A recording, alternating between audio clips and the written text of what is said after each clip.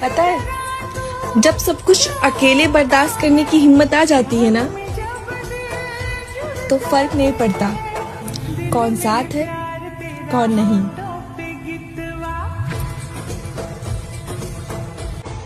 पता है, जब सब कुछ अकेले बर्दाश्त करने की हिम्मत आ जाती है ना, तो फर्क नहीं पड़ता कौन साथ है कौन नहीं।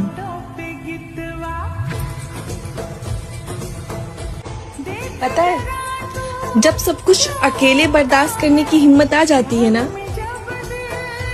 तो फर्क नहीं पड़ता कौन साथ है कौन नहीं।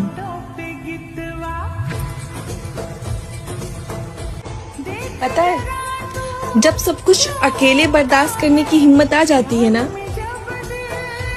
तो फर्क नहीं पड़ता कौन साथ है कौन नहीं।